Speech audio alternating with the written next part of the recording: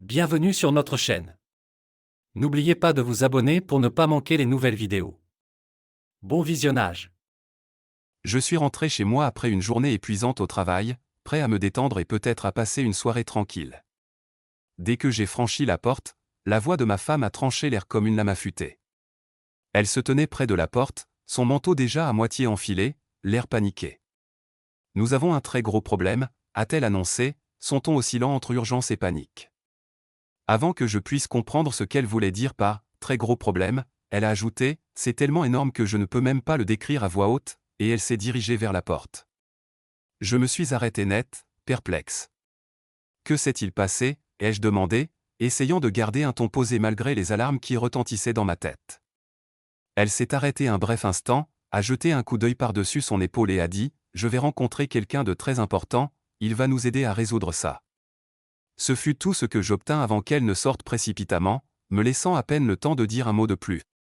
C'était inhabituel pour elle de partir si vite, surtout sans s'expliquer correctement. Nous travaillions tous les deux dans la même entreprise, bien que dans des départements différents, et même si les choses pouvaient devenir mouvementées, ce niveau d'urgence était tout à fait inhabituel. Resté seul dans le couloir, j'ai essayé de rassembler les maigres informations dont je disposais. Qu'est-ce qui pouvait être si critique qu'elle ne pouvait pas attendre pour m'en parler? Et qui était cette personne importante qu'elle devait voir? Le manque de contexte était exaspérant, mais j'ai décidé de ne pas trop m'attarder là-dessus. Peut-être s'agissait-il d'un problème professionnel, quelque chose de technique ou de managérial qui ne me concernait pas directement. Pourtant, je ne pouvais me défaire du sentiment qu'il y avait plus que ce qu'elle laissait entendre. La soirée est arrivée, et j'ai entendu ma femme trébucher avec ses clés à la porte. Lorsqu'elle est enfin entrée, l'odeur d'alcool m'a frappé avant ses paroles. Elle était ivre, plus que je ne l'avais jamais vue récemment. Elle a enlevé ses chaussures et a titubé jusqu'au salon, bredouillant « J'ai compris, j'ai tout résolu ». J'ai haussé un sourcil, incertain si je devais être soulagé ou encore plus inquiet. « Résolu quoi ?» ai-je demandé, essayant de garder un ton neutre. Elle s'est affalée sur le canapé, la tête renversée en arrière, et a ri. « Le problème, le gros. Ce n'est pas seulement mon problème, c'est aussi le tien, a-t-elle dit, pointant un doigt légèrement vacillant dans ma direction. J'ai attendu qu'elle développe, mais au lieu de cela, elle a simplement souri et ajouté « Tu vas aimer ça, cette solution, fais-moi confiance ». Cela n'a pas vraiment apaisé mes inquiétudes. Quand j'ai insisté pour avoir des détails, elle m'a écarté d'un geste de la main. « Pas ce soir, tu le sauras demain. On va quelque part, et tout deviendra clair. » Et juste comme ça, elle s'est effondrée face contre le coussin le plus proche, marmonnant quelque chose d'incohérent avant de tomber silencieuse. Je l'ai observée un moment, me demandant s'il fallait insister, mais elle était déjà profondément endormie. Résigné, je l'ai soulevée et portée jusqu'au lit, la déposant aussi doucement que possible. Elle a murmuré quelque chose dans son sommeil, mais c'était impossible à comprendre. De retour dans le salon, mon esprit revenait sans cesse à ses paroles. Quel problème? Quelle solution? Et pourquoi cela me concernait-il? La nature critique de tout cela me rongeait. J'ai décidé d'adopter une approche plus directe. Prenant mon téléphone, j'ai parcouru sa liste de contacts et envoyé quelques messages à ses amis proches, espérant obtenir des éclaircissements. « Savez-vous ce qui se passe avec elle ?» ai-je demandé, gardant un ton suffisamment décontracté pour ne pas alarmer. Les réponses sont arrivées une par une, et chacune disait la même chose, rien. Je ne vois pas de quoi tu parles. Elle n'a rien mentionné, a dit un autre. Le silence uniforme de son cercle d'amis n'a fait qu'approfondir le mystère. Lorsque j'ai reposé mon téléphone, je ne me sentais pas plus près de comprendre ce qui se passait. Au contraire, le manque de réponse rendait les choses encore plus troublantes. Quoi que ce soit, ce n'était pas ordinaire, et pourtant, je ne pouvais m'empêcher de penser qu'on me tenait délibérément dans l'ignorance. Demain ne pouvait pas arriver assez vite. Le matin a commencé abruptement lorsque ma femme m'a secoué pour me réveiller avec une urgence que je n'avais pas vue depuis longtemps. « Lève-toi, il faut y aller, dépêche-toi », a-t-elle dit, déjà en train de fouiller dans le placard pour trouver quelque chose à porter. Encore groggy, je me suis frotté les yeux et ai demandé « Que se passe-t-il? Vas-tu enfin me dire de quoi il s'agit ?» Elle a répondu vivement « Tu le sauras bien assez tôt. C'est un problème de proportions universelles. » La façon dont elle l'a dit ne laissait aucune place à la discussion, alors je me suis habillé, essayant de ne pas trop grogner d'être entraînée dans une autre situation mystérieuse. Une fois prêt, elle a pris les clés de la voiture et a annoncé « Je conduis ».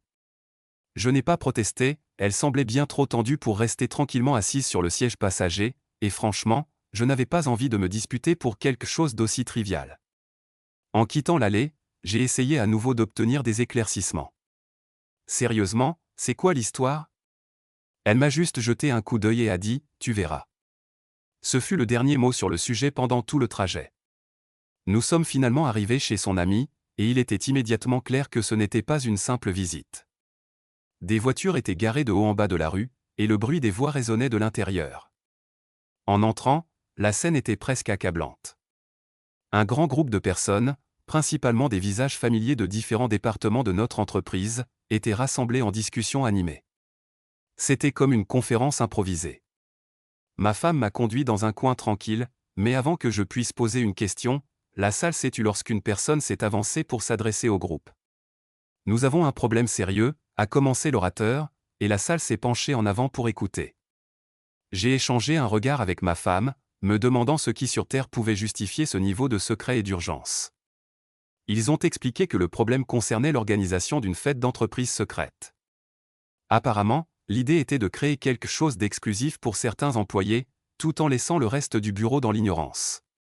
Plus ils parlaient, plus tout cela semblait absurde. Me penchant vers ma femme, j'ai murmuré « C'est donc ça qui t'a tellement bouleversé hier soir? Tu n'aurais pas pu me le dire, tout simplement ?» Elle a chuchoté en retour « Attends et écoute ». J'ai soupiré, décidant de réserver mon jugement jusqu'à ce que l'histoire complète se dévoile. Au fur et à mesure que la session de brainstorming continuait, une suggestion m'a glacé le sang.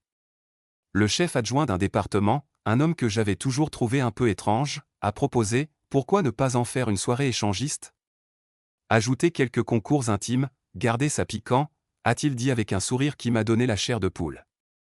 Ce qui m'a encore plus choqué, c'est que quelqu'un l'a noté. Je me suis tourné vers ma femme, incrédule.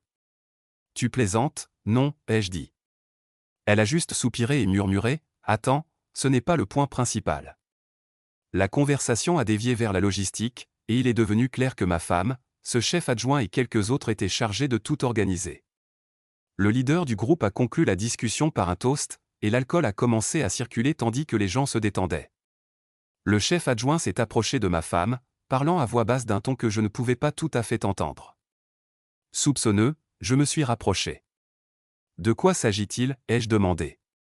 Il a simplement souri et dit « Rien dont tu dois t'inquiéter, elle le saura bien assez tôt, avant de s'éloigner. » Je me suis tourné vers ma femme, ma patience s'amenuisant.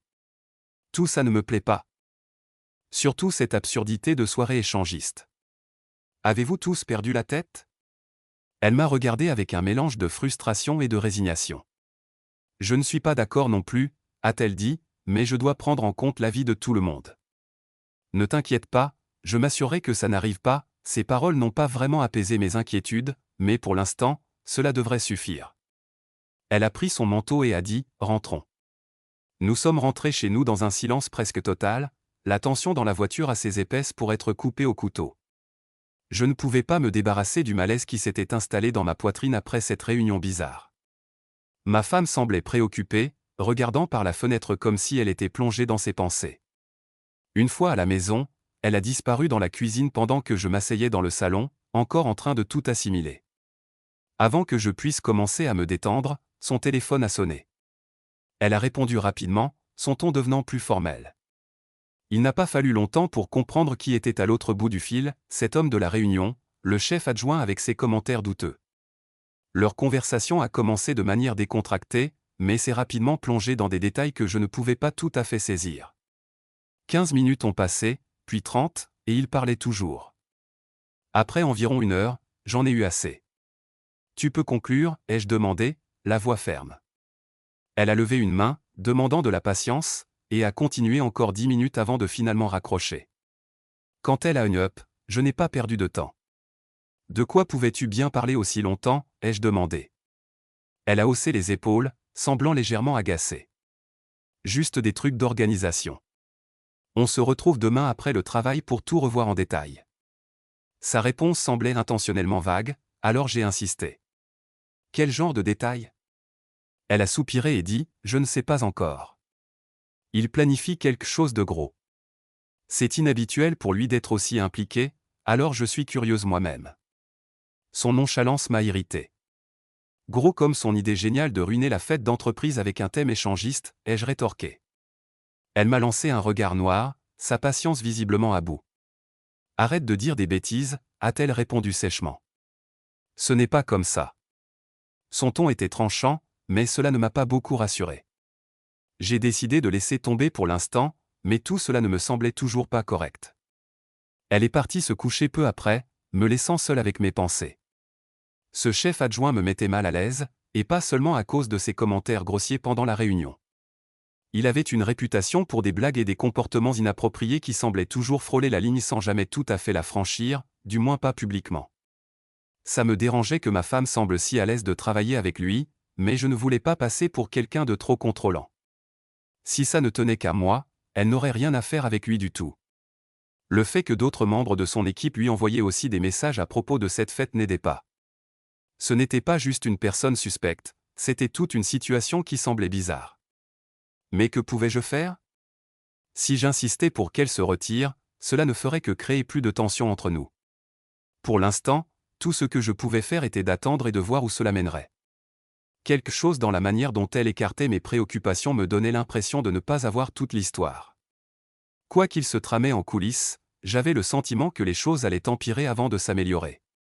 Et croyez-moi, vous ne devinerez jamais ce qui va suivre. Le lendemain, je me suis réveillé dans une maison silencieuse.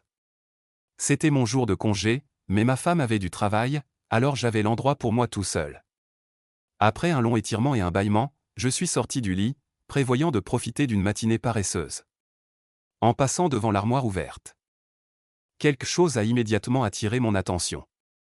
Là, parmi les robes soigneusement suspendues, il y avait un espace vide flagrant où aurait dû se trouver sa robe en latex courte. Cette robe était spéciale, ce n'était pas quelque chose qu'elle portait de manière décontractée. Elle était destinée à nous, pour des moments privés. Mes sourcils se sont froncés alors que je fixais l'espace vide, une sensation d'irritation s'installant. Prenant mon téléphone, je l'ai appelée, m'attendant à moitié à une explication raisonnable. Elle a répondu à la deuxième sonnerie, la voix brusque. « Salut, quoi de neuf ?» a-t-elle demandé. « Qu'est-ce que tu portes aujourd'hui ?» ai-je demandé, allant droit au but. Elle a hésité une fraction de seconde avant de me couper, « Je gère des choses importantes là, je te dirai plus tard. » Ce n'était pas la réponse que j'espérais. En raccrochant, je ne pouvais me défaire de l'idée que cette robe était utilisée pour autre chose que ce à quoi elle était destinée. Toute la situation me mettait mal à l'aise.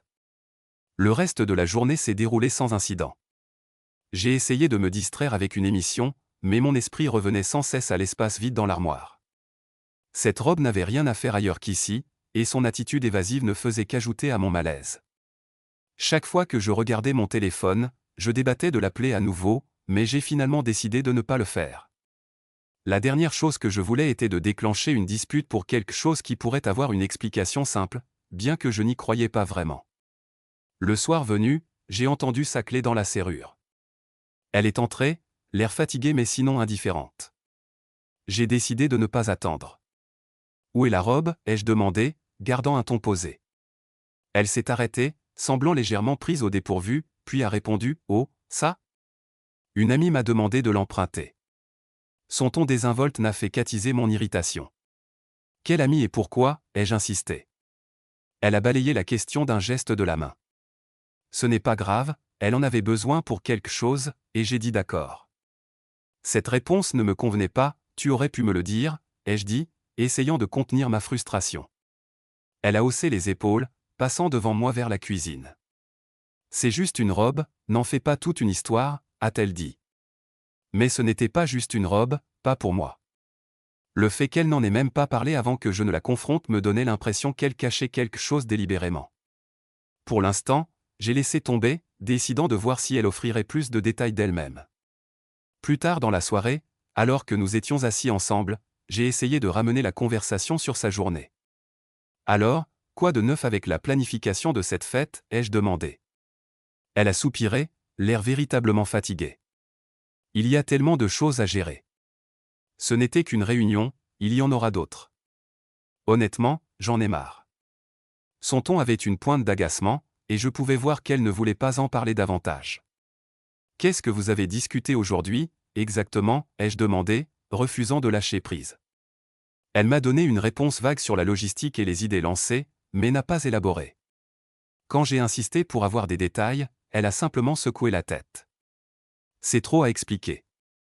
Disons simplement que ce n'est pas la première réunion et ce ne sera certainement pas la dernière. Cela n'inspirait pas vraiment confiance. Alors que la nuit touchait à sa fin, elle a lâché une dernière information qui m'a pris au dépourvu. Oh, au fait, a-t-elle dit presque comme une réflexion après coup, ce chef adjoint a quelque chose pour toi. Un cadeau, apparemment. Je suis censé te le donner demain. Son ton était désinvolte, mais ses mots m'ont donné des frissons. Quelque chose dans la façon dont elle l'a dit ne semblait pas correct. Quel genre de cadeau cet homme pouvait-il bien avoir pour moi? Quoi que ce soit, j'avais le sentiment que ça n'allait pas me plaire. La journée a commencé comme n'importe quelle autre alors que je partais au travail. Mais je ne pouvais me défaire de la sensation d'inquiétude qui persistait dans mon esprit. À ce stade, la situation avec ma femme et son implication dans la planification de cette fête commençait à ressembler moins à une nuisance qu'à une préoccupation croissante.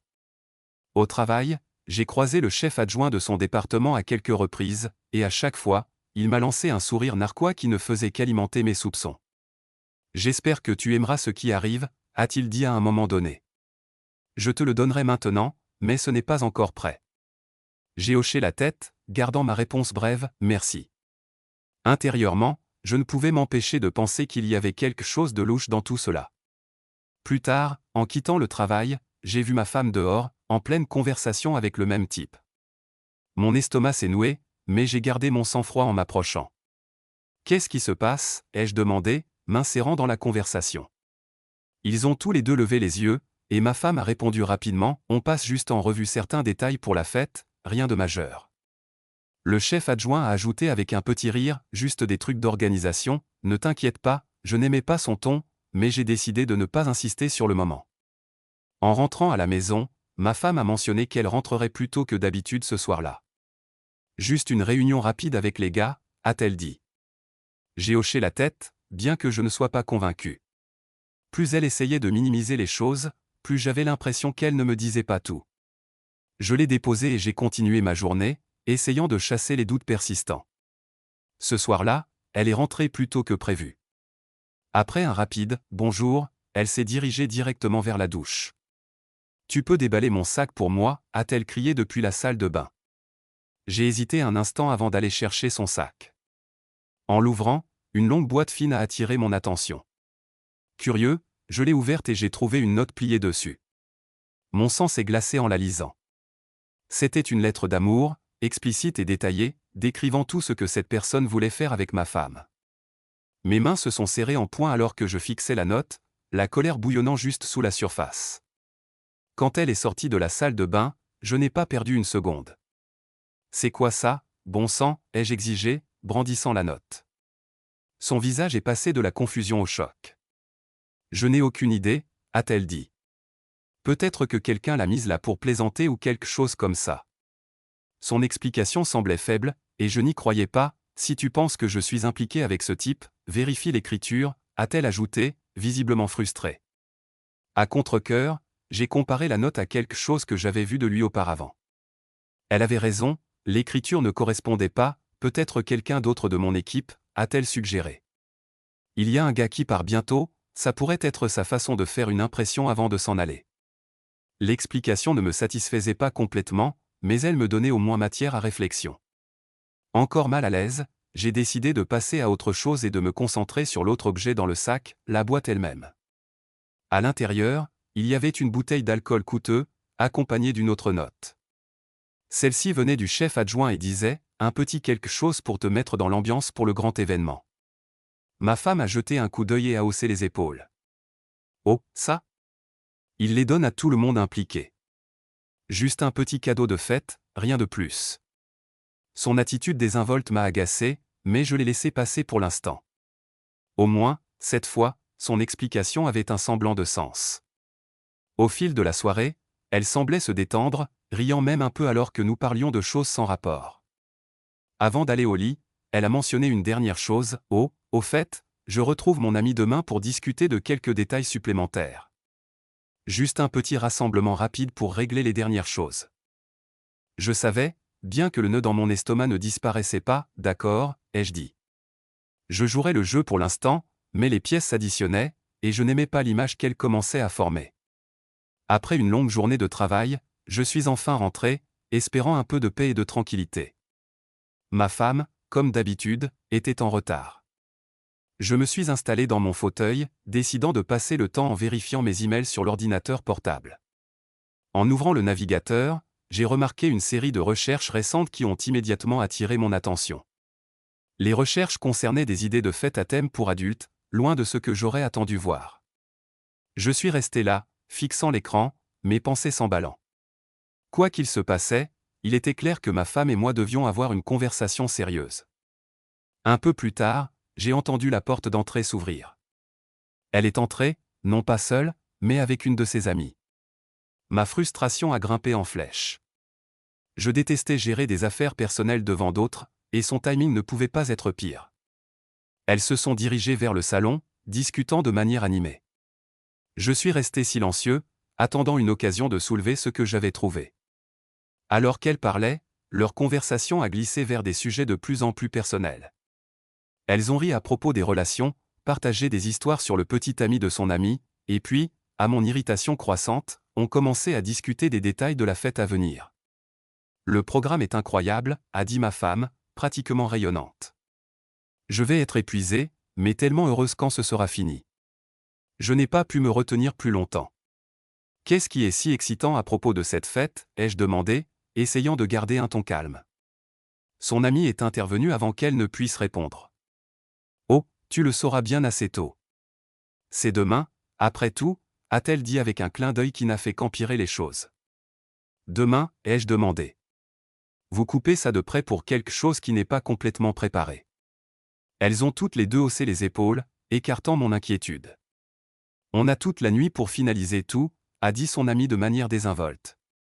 La soirée s'est éternisée, et quand son ami est enfin parti, j'ai décidé qu'il était temps d'aborder ce que j'avais trouvé. Alors, c'est quoi ces recherches sur le navigateur, ai-je demandé, sans m'embarrasser de tourner autour du pot. Elle m'a regardé avec une légère irritation. Oh, ça? Ce n'est rien, juste un article au hasard que j'ai trouvé en réfléchissant à des idées, a-t-elle dit, balayant la question comme si ce n'était pas important. Je n'étais pas convaincu. Écoute, ai-je dit, j'apprécie que tu essaies de rendre cette fête géniale, mais tout ça commence à sembler un peu étrange. Les soirées tardives, le secret, est-ce que tu me caches quelque chose? Cela a touché une corde sensible. Son expression s'est durcie, et elle a croisé les bras. Tu sais quoi? J'en ai marre de ça, a-t-elle répliqué. Je jongle avec 1 million de choses pour que cet événement ait lieu, et au lieu de me soutenir, tu es là à m'accuser de je ne sais quoi. Sa voix s'est élevée alors qu'elle continuait, si ça te dérange autant, peut-être que je devrais rester à la maison et fêter avec toi à la place, a-t-elle dit avec sarcasme. J'ai pris une profonde inspiration, réalisant que j'avais poussé trop loin. Tu sais quoi? D'accord, ai-je dit. C'est mieux que de t'avoir là-bas pendant que je m'inquiète tout le temps. Je suis désolé de t'avoir accusé. Je m'assurerai qu'on passe une excellente journée ensemble. Elle semblait se calmer à cela, et nous sommes allés au lit, tous les deux prêts à laisser la dispute derrière nous. La journée a commencé sans incident alors que ma femme et moi nous préparions à partir pour le travail. Nous sommes sortis ensemble, mais juste au moment où nous allions monter dans la voiture, le chef adjoint de son département nous a arrêtés. Il a adressé sa question uniquement à elle. Alors, tout est toujours prévu pour l'événement d'entreprise. A-t-il demandé, son ton décontracté mais avec une pointe qui m'a mis sur les nerfs. Ma femme a répondu rapidement, en fait, nous avons décidé de fêter séparément. Il a souri légèrement, presque moqueur. Quel dommage. Tu vas manquer tout le plaisir, a-t-il dit, mais au moins, profite du cadeau. Bonne chance. Ces mots semblaient lourds de sous-entendus, mais je ne pouvais pas tout à fait comprendre pourquoi. J'ai hoché la tête brièvement et guidé ma femme vers la voiture. Elle ne semblait pas perturbée par son commentaire, mais il m'a trotté dans la tête tout le long du chemin de retour. Une fois à la maison, nous avons décidé de nous concentrer sur la préparation d'une soirée tranquille. Nous avons passé l'heure suivante à préparer des collations et des boissons, discutant légèrement de sujets sans rapport. Cela faisait du bien d'avoir une pause après toute la tension entourant la fête. Finalement, j'ai ouvert la bouteille de cognac que le chef adjoint nous avait donnée. Avant de prendre une gorgée, j'ai pris soin d'avaler quelques comprimés de charbon actif, juste au cas où. Je n'allais pas baisser complètement ma garde. Alors que je me servais un verre, j'ai remarqué que ma femme ne buvait pas. « Je passe mon tour ce soir », a-t-elle dit de manière désinvolte. Cela m'a surpris, elle refusait rarement un verre, surtout lors d'une soirée détendue comme celle-ci. J'ai siroté prudemment, mais bientôt, j'ai commencé à me sentir un peu bizarre. Ma tête était lourde, et mes paupières s'affaissaient. Je crois que je dois m'allonger, lui ai-je dit, ma voix plus lente que d'habitude. Je me sens un peu étourdi. Elle a hoché la tête, son expression indéchiffrable. Vas-y, allonge-toi et mets un film. Je vais finir de ranger et te rejoindre bientôt, a-t-elle dit. J'ai à peine atteint le canapé avant de m'évanouir. Un peu plus tard, j'ai été réveillé en sursaut par la sonnerie stridente de mon téléphone. Désorienté, je l'ai attrapé, voyant le nom de mon collègue à l'écran. Salut, ai-je marmonné, encore groggy. Sa voix était urgente. Il faut qu'on parle. C'est sérieux, a-t-il dit. En fond, j'entendais de la musique forte. Qu'est-ce qui se passe, ai-je demandé, essayant de secouer le brouillard. Tu es à la maison avec ta femme, a-t-il demandé. Oui, elle est là, ai-je répondu, jetant un coup d'œil dans le salon vide. Non, elle n'est pas là, a-t-il dit fermement. Elle est ici, à l'autre bureau, et tu ne vas pas aimer ce qu'elle fait. Mon sang s'est glacé alors qu'il continuait. Écoute, mec, elle a travaillé dans un rôle complètement différent de ce qu'elle t'a dit. Disons simplement que ce n'est pas vraiment professionnel. Si tu veux toute l'histoire, viens à cette adresse. Il m'a donné l'adresse rapidement, et je l'ai notée. Je suis resté assis un moment, laissant ces mots s'imprégner. Elle m'avait menti, pas seulement ce soir, mais sur son travail lui-même. Mon cœur battait la chamade alors que la colère montait en moi. Était-ce la raison de tout ce secret et des soirées tardives? M'avait-elle vraiment caché ça tout ce temps? Je serrai la mâchoire et attrapai mes clés. J'arrive, ai-je dit, la voix dure de détermination. En raccrochant, je suis sorti de la maison en trombe, la détermination et la fureur me poussant directement vers l'adresse qu'il m'avait donnée. J'arrivai à l'adresse du bureau que mon collègue m'avait indiqué, l'esprit en ébullition et les poings serrés. Le bâtiment était calme, sauf pour de faibles sons filtrant à travers les étages supérieurs. Mon estomac se noua alors que je montais les escaliers, chaque pas lourd d'anticipation. Les bruits étranges devenaient plus forts, plus distincts à mesure que je m'approchais de la source. Je me préparais, poussant la porte, et ce que je vis me figea sur place. Là, au milieu de la pièce, se trouvait ma femme, couverte d'une substance blanche, me trahissant avec 3 autres hommes. Je n'ai pas fait un bruit. Ma main est instinctivement allée à ma poche, sortant mon téléphone. J'ai commencé à enregistrer, capturant tout sans un mot. Mes yeux parcouraient la pièce, et j'ai remarqué d'autres visages familiers. Parmi eux se trouvaient certaines de ses amies mariées, tout aussi impliquées dans la débauche. C'était surréaliste, comme un cauchemar dont je ne pouvais pas me réveiller. Je n'ai pas traîné. Une fois que j'ai eu assez de faux otages, je suis sorti discrètement de la pièce, le sang bouillant. Dehors, j'ai fait les 100 pas un moment avant d'appeler les maris des femmes que je venais de voir. Un par un, je leur ai dit de venir au bureau immédiatement. Vous devez voir ça par vous-même, ai-je dit. Il n'y avait aucun moyen d'adoucir le coup, et franchement, je m'en fichais. La trahison que je ressentais était dévorante, et je savais qu'ils méritaient de connaître la vérité autant que moi. Après avoir passé les appels, j'ai attendu, ma colère mijotant juste sous la surface. Il n'a pas fallu longtemps avant que les hommes arrivent, leurs visages mêlés de confusion et d'inquiétude. Je les ai conduits à l'intérieur, remontant les escaliers jusqu'à la pièce où tout se déroulait.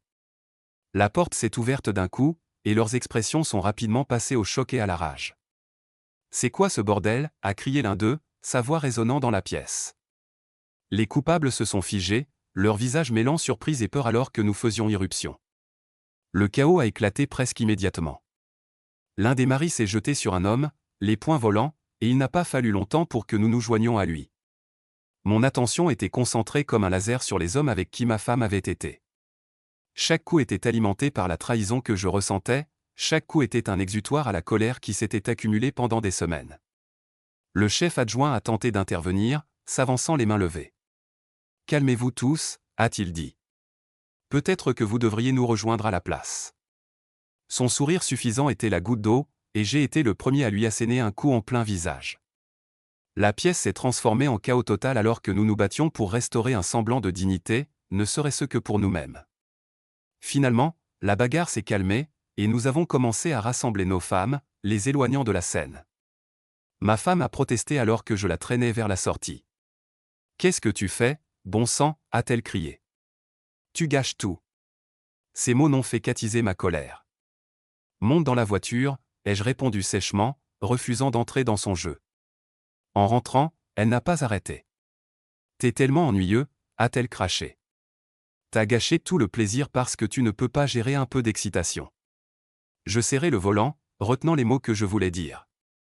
La trahison était déjà assez dure, l'entendre me blâmer pour ses actions était presque trop. Je me concentrais sur la route, déterminé à la ramener à la maison et à mettre fin à la soirée sans un mot de plus. Les autres maris ont vécu des expériences similaires, leurs femmes étant soit défiantes, soit en larmes alors qu'on les emmenait. Le trajet de retour fut amer, chacun de nous perdu dans ses pensées. Pour moi, la réalisation s'installait, ce n'était pas juste une mauvaise soirée ou une simple erreur. C'était une trahison à un niveau que je ne pouvais pas pardonner, et les conséquences ne faisaient que commencer.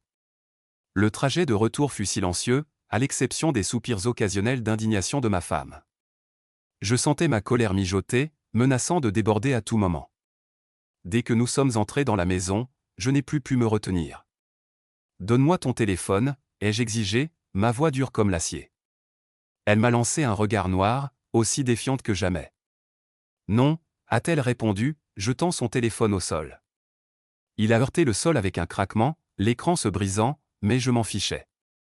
Je l'ai ramassé, sachant pertinemment qu'aucun dégât extérieur ne m'empêcherait d'accéder à ce dont j'avais besoin. Son expression a changé instantanément. La défiance a disparu, remplacée par la panique. « S'il te plaît » a-t-elle supplié, des larmes commençant à se former dans ses yeux. « Ne regarde pas, ce n'est pas ce que tu penses. » Sa voix s'est brisée, et elle a essayé de saisir mon bras. Mais je me suis écarté. « Tu n'as pas à me dire quoi faire maintenant » ai-je dit froidement, ignorant ses sanglots. J'ai allumé le téléphone. La première chose que j'ai ouverte était le chat intitulé « Fête d'entreprise ». Ce que j'ai vu était pire que tout ce que j'avais imaginé. Les messages étaient explicites, détaillant chaque aspect des plans de la soirée échangiste, les partenaires, les rôles. Tout y était. Le nom de ma femme revenait sans cesse, tout comme ceux de ses amis. Le chat de groupe était rempli de vidéos et de photos, y compris de l'événement de ce soir. Je les ai parcourus, ma main tremblant de rage. Les images ne laissaient aucun doute, elle et ses amis étaient pleinement impliqués dans chaque aspect de la débauche, leur trahison exposée au grand jour. Comme si cela ne suffisait pas, je suis passé à ces messages privés. Le fil de discussion avec le chef adjoint de son département a immédiatement attiré mon attention. Mon estomac s'est retourné alors que je lisais les messages. Il avait coordonné avec elle pendant des semaines, sinon des mois. La partie la plus accablante était le plan qu'il avait décrit avec des détails glaçants, il avait drogué l'alcool chez nous, dans l'intention de m'assommer pour que ma femme puisse assister à la fête sans interférence. Le fait qu'il soit allé si loin me faisait bouillir le sang. « Alors, c'est à ça que tu t'occupais » ai-je dit, brandissant le téléphone. Elle s'est effondrée sur le canapé, les larmes coulant sur son visage. « Ce n'est pas ce que ça semble » a-t-elle murmuré. Je ne voulais pas y aller, mais ils m'ont forcé. Je n'avais pas le choix. Ces excuses n'ont fait qu'attiser ma fureur. Tu n'avais pas le choix, ai-je répété, ma voix montant. Tu avais tous les choix, et tu as fait le mauvais à chaque fois. Elle a essayé de prendre le téléphone, mais j'ai reculé. Tu m'as menti pendant des mois, ai-je dit. Tu m'as trahi de toutes les manières possibles, et maintenant tu veux que je croie que tu es la victime ? Ne me prends pas pour un idiot. Elle est tombée à genoux, sanglotant de manière incontrôlable. S'il te plaît, a-t-elle supplié, ne fais pas ça. Je vais tout réparer, ne jette pas tout. Mais ces mots sonnaient creux. Il n'y avait plus rien à réparer. Je me suis tourné et suis allé dans notre chambre, sortant sa valise. Un par un, j'ai emballé ses affaires, ignorant ses cris et ses supplications. Chaque vêtement, chaque objet personnel a été mis dans le sac avec une précision méthodique. Quand j'ai fini, je l'ai fermé et ramené dans le salon. Lève-toi, ai-je dit. Elle m'a regardé, le visage rouge et en larmes. Qu'est-ce que tu fais, a-t-elle demandé, la voix tremblante. Tu pars, ai-je dit simplement. Je l'ai attrapée par le bras, pas brutalement, mais assez fermement pour montrer que je ne lui laissais pas le choix. Elle a résisté brièvement, mais elle n'avait plus de combativité. J'ai ouvert la porte et l'ai guidée dehors, plaçant sa valise sur le porche. Ne reviens pas, ai-je dit. C'est fini. La porte s'est fermée avec une finalité qui a résonné dans la maison. Je suis resté là un moment, laissant le silence s'installer autour de moi. Pour la première fois depuis des mois, j'avais l'impression d'être enfin en contrôle. La nuit était loin d'être terminée. Alors que je m'asseyais dans le calme de la maison, ma colère encore frémissante, le téléphone dans ma main semblait lourd du poids de ce que j'avais découvert. La trahison de ma femme n'était pas seulement personnelle, elle faisait partie d'un réseau plus vaste de tromperies impliquant plusieurs autres personnes. J'ai ouvert le chat contenant les vidéos de la fête et j'ai soigneusement envoyé les plus incriminantes au mari que j'avais appelé plus tôt. Voici votre preuve, ai-je écrit. Ça devrait vous aider au tribunal. Un par un, ils ont accusé réception, leur réponse allant du silence stupéfait à la rage pure. Alors que j'envoyais les messages, un coup retentissant a résonné à la porte. Je n'avais pas besoin de regarder pour savoir qui c'était. La voix de ma femme, étouffée mais suppliante, est parvenue à travers. « Laisse-moi entrer. » a-t-elle crié. « Il faut qu'on parle. » Je l'ai ignoré, me concentrant plutôt sur ce qui se déroulait devant moi. Les coups ont continué, mais ils se sont affaiblis avant de s'arrêter complètement. Un coup d'œil par la fenêtre a confirmé qu'elle était enfin partie, bien que la vue d'elle debout dans le froid n'ait éveillé aucune sympathie en moi. Retournant au téléphone, j'ai commencé à fouiller dans d'autres messages, déterminé à voir toute l'ampleur de ce qui se passait. C'est alors que je suis tombé sur une conversation entre elle et le chef adjoint. Ce n'était pas seulement accablant, c'était un plan détaillé de tout ce qu'ils avaient orchestré. Parmi les messages, il y avait une révélation glaçante, ils savaient que si leurs actions étaient révélées, les responsables de l'entreprise licencieraient tout le monde impliqué. Il faut que ça reste entre nous, disait un message. Si le patron découvre, c'est fini pour nous tous. La réalisation m'a frappé comme un train de marchandises. Ce n'était pas seulement à propos de leur trahison, c'était à propos de leur mépris flagrant pour toutes et tous autour d'eux. La conversation montrait clairement qu'ils n'avaient aucun remords, seulement la peur d'être pris. Cette peur allait bientôt devenir réalité. J'ai parcouru le chat, capturant des captures d'écran de chaque détail incriminant, les messages arrogants du chef adjoint, les plans pour droguer les boissons, les aveux de culpabilité. Tout y était. Une fois que j'ai tout compilé, j'ai pris une profonde inspiration et composé un message au PDG de l'entreprise. Vous devez voir ça, ai-je écrit, joignant les preuves. Ce n'est pas seulement à propos de la fête. Voilà ce qui se passe sous votre toit. J'ai hésité un instant avant d'appuyer sur envoyer. Il n'y avait pas de retour en arrière. Je me suis adossé à ma chaise, fixant l'écran, attendant une réponse. Il n'a pas fallu longtemps. Moins d'une heure plus tard, mon téléphone a vibré avec un appel d'un numéro inconnu. J'ai répondu, et la voix à l'autre bout s'est présentée comme le PDG de l'entreprise. Merci de m'avoir alerté, a-t-il dit, son ton calme mais ferme. Ce type de comportement est inacceptable, et il est clair que nous devons agir rapidement. J'ai écouté alors qu'il exposait son plan, la moitié du département, y compris le chef adjoint et tous les autres impliqués, seraient licenciés immédiatement. La gravité de leurs actions ne laissait aucune place à la clémence. Quant à moi, il a exprimé sa gratitude pour avoir révélé la vérité. Vous nous avez rendu un grand service, a-t-il dit. Prenez quelques jours de congé, considérez cela comme un remerciement pour votre honnêteté et votre courage. En raccrochant, je ressentais un étrange mélange de satisfaction et d'épuisement. Les conséquences ne faisaient que commencer, mais pour la première fois depuis des semaines, je ressentais un sentiment de clôture. Ils allaient affronter les conséquences de leurs actions, et j'avais veillé à ce que justice soit faite. La maison était à nouveau silencieuse, à l'exception du bourdonnement occasionnel de mon téléphone alors que les messages des autres maris continuaient d'affluer. Pour l'instant, je pouvais enfin respirer. Le lendemain matin, mon téléphone n'arrêtait pas de vibrer, me tirant du premier sommeil décent que j'avais eu depuis des jours. C'était elle. Contre mon meilleur jugement, j'ai répondu. Dès que j'ai dit « bonjour », elle s'est lancée dans une tirade.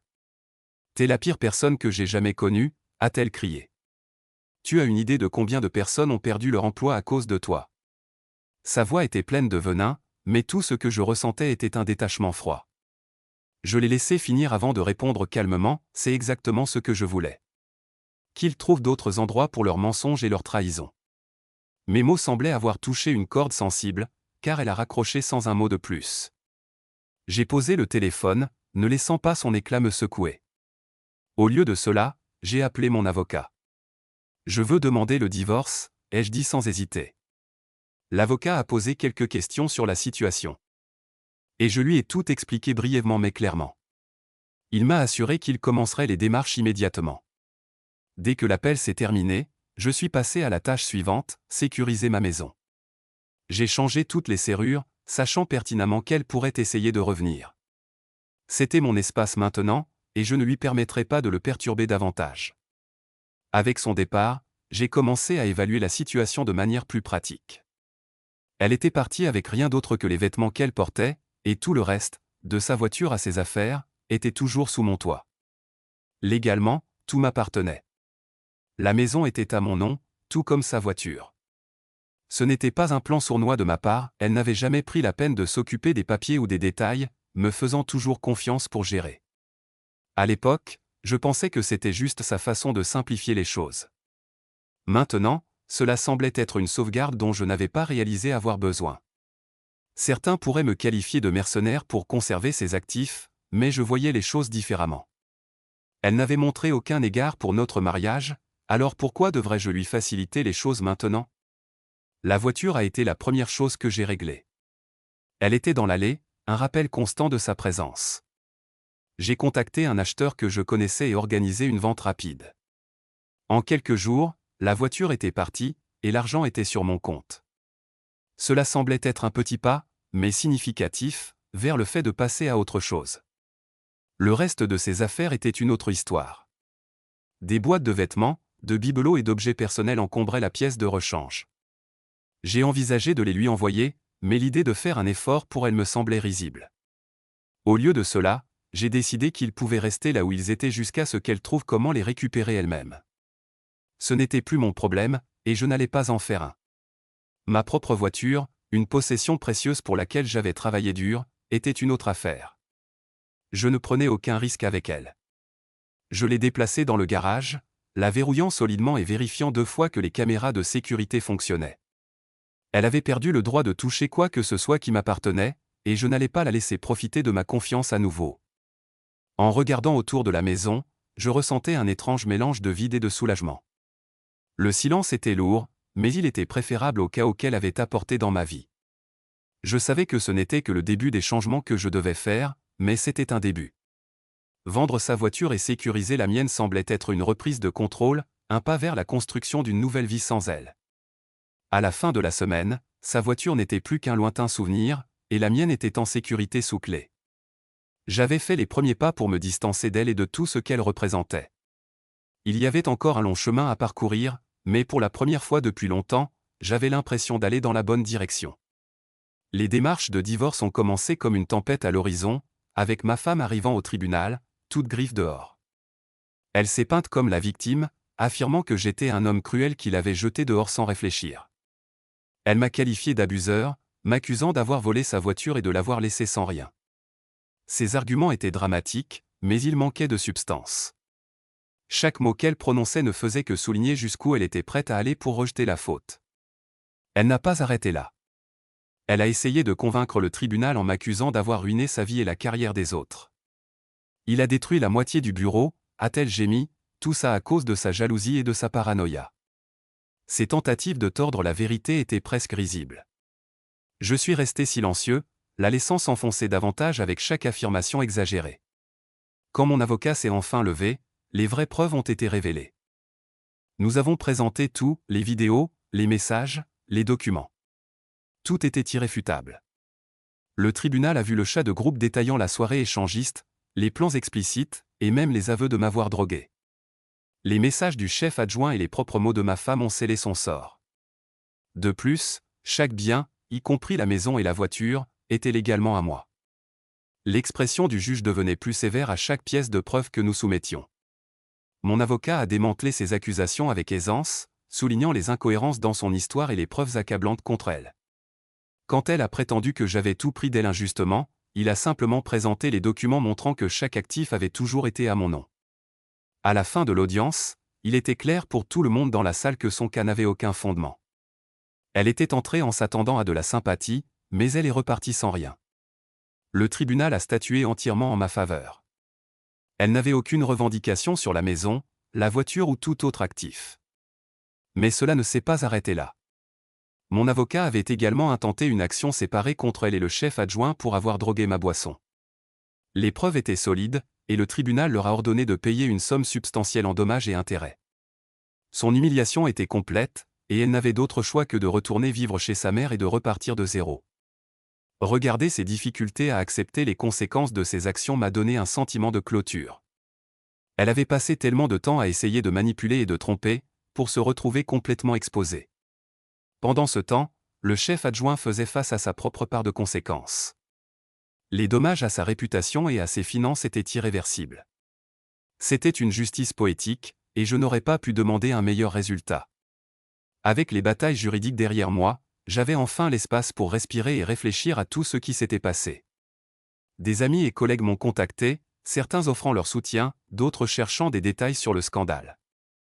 J'ai gardé mes réponses mesurées, me concentrant sur l'avenir plutôt que de m'attarder sur le passé. Le chaos avait été épuisant, mais il avait aussi été un règlement de compte nécessaire. En fin de compte, j'ai trouvé la paix en sachant que justice avait été rendue. Quand les gens me demandaient ce que je ressentais à propos de tout cela, je leur donnais la même réponse, j'ai fait ce qui devait être fait. Quand quelqu'un trahit votre confiance, vous ne laissez pas passer. Vous fixez des limites et protégez ce qui est à vous. C'est exactement ce que j'ai fait, et je n'ai aucun regret. Merci de regarder et n'oubliez pas de vous abonner pour ne pas manquer les nouvelles histoires.